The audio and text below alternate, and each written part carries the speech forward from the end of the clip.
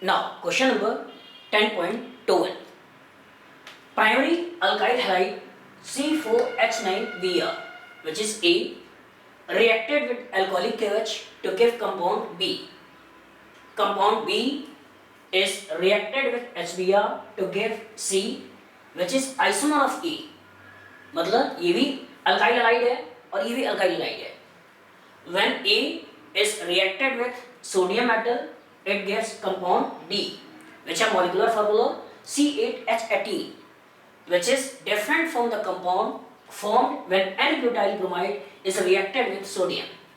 Give the structural formula of compound A and write the equation for all the reactions. तो ऐसे के भी question करने हो जिसमें बहुत सारा लैंग्वेज लिखा हो, तो सबसे अच्छा तरीका ये होता है कि उस क्वेश्चन को इक्वेशन में कन्वर्ट कर लो, और एक बार जब क्वेश्चन इक्वेशन के रूप में आ जाएगा तो क्वेश्चन काफी सिंपल हो जाएगा. जैसे यहाँ पे कह रहा है कि प्राइमरी अल्काइल हैलाइड, मतलब ऐसा कोई अल्काइल हैलाइड है जो प्राइमरी कार्बन से अटैच है. मतलब प्राइमरी का अल्काइल हैलाइड मतलब ऐसा कोई अल्काइल हैलाइड जो प्राइमरी कार्बन से अटैच है, तो उस अल्काइल हैलाइड को बोलते हैं प्राइमरी अल्काइल हैलाइड. तो क्वेश्चन आपसे कह रहा है कि प्राइमरी अल्काइल हैलाइड C4H9Br, मतलब A जो है वो C4H9Br जो प्राइमरी अल्काइल हैलाइड है. Primary alkyl halide is reacted with alcoholic KOH, reacted with alcoholic KOH to give compound B. To give compound B. The compound B is reacted with HBr. The compound B is reacted with HBr to give C, which is an isomer of A. इसका मतलब अगर ये alkyl halide है तो it is also a alkyl halide. Alkyl halide, isomer of A.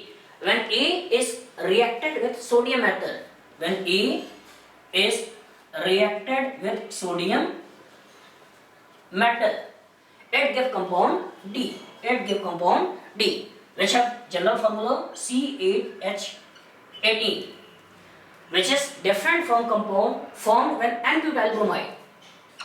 N-butyl bromide is reacted with sodium. Is reacted with sodium metal.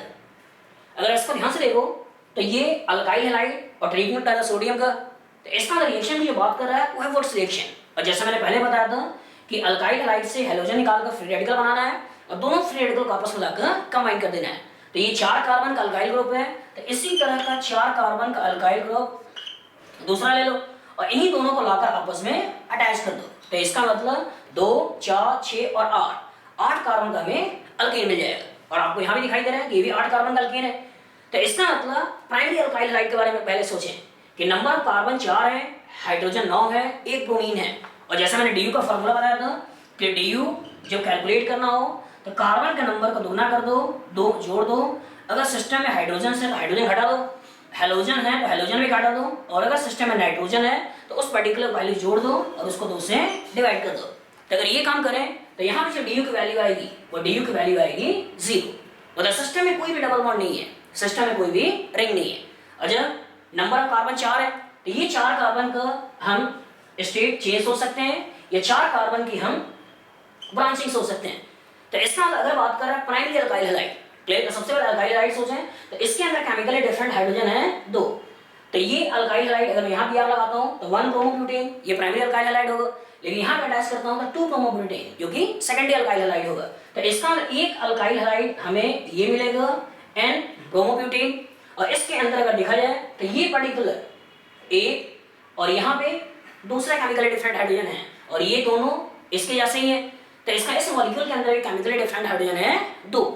तो इस particular के ऊपर अटैचमेंट करते हैं तो ये एक प्राइमरी अल्काइल हैलाइड हुआ और इसके ऊपर अटैचमेंट करते हैं तो ये सेकेंडरी अल्काइल हैलाइड हुआ. तो इसका मतलब इस कंपाउंड के अंदर 2 तरह के प्राइमरी अल्काइल हैलाइड हैं. एक प्राइमरी अल्काइल हैलाइड ये है और दूसरा प्राइमरी अल्काइल हैलाइड ये है. तो यहाँ पे क्वेश्चन कर रहा है कि इसके ऊपर रिएक्शन करने से ये मिल चुका है, मतलब अब हमें इसके बारे में नहीं सोचना है. तो जो दूसरा अल्काइल हैलाइड बचा वो दूसरा अल्काइल हैलाइड ये है. तो इस पर्टिकुलर अल्काइल हैलाइड की बात कर रहा है और इस अल्काइल हैलाइड के ऊपर अल्कोहलिक KOH का ट्रीटमेंट करके वो बना रहा है अल्कीन. और उस अल्कीन के ऊपर HBr का रिएक्शन करके फिर से बना रहा है अल्काइल हैलाइड। मतलब अगर इस पर्टिकुलर अल्काइल हैलाइड का लो, इस पर्टिकुलर अल्काइल हैलाइड का लो, तो यहां पे आपके पास है ये अल्काइल हैलाइड। इस अल्काइल हैलाइड के ऊपर अल्कोहलिक KOH, मतलब E2 रिएक्शन करा दो, और E2 रिएक्शन से एक हाइड्रोजन यहाँ का निकाल दो और इस Br को निकाल दो और डबल बॉन्ड का फॉर्मेशन कर दो, तो ये आपको मिल गया अल्कीन। जब अल्काइल हैलाइड के ऊपर अल्कोहलिक KOH का रिएक्शन होगा तो E2 रिएक्शन से आपने गेन कर लिया अल्कीन। तो ये आपके पास है A और ये आपके पास है B, और इसके ऊपर कह रहा है कि HBr का रिएक्शन करा दो, तो HBr मार्कोनिकॉफ रूल लगाते हुए इस पर्टिकुलर पे आ जाएगा H और इस पर्टिकुलर पे आ जाएगा Br, और इससे जो हमें नया अल्काइल हैलाइड मिला वो अल्काइल हैलाइड कुछ ऐसा मिल जाएगा, और ये कंपाउंड है C। और इसमें आगे कह रहा है कि इसके ऊपर सोडियम मेटल का ट्रीटमेंट करें, मतलब रिएक्शन कह रहा है व्हाट्स रिएक्शन, तो दो फ्री रेडिकल का आपस में ले आओ और आपस में कंबाइन कर लो। तो एक फ्री रेडिकल ये है और दूसरा फ्री रेडिकल ये है, इन्हीं दोनों को लाकर आपस में कंबाइन करना है, और कॉम्बिनेशन से हमें जो कंपाउंड गेन होगा वो कुछ ऐसा मिल जाएगा। तो ये पर्टिकुलर जो कंपाउंड बन गया वो आपने बना लिया इसको D। तो क्वेश्चन जब भी ऐसा पूछे जिसमें लैंग्वेज हो तो सबसे पहला काम ये करना होता है कि उस लैंग्वेज को इक्वेशन में कन्वर्ट कर दें, और एक बार लैंग्वेज इक्वेशन में कन्वर्ट हो जाएगा तो क्वेश्चन काफी आसान हो जाता है।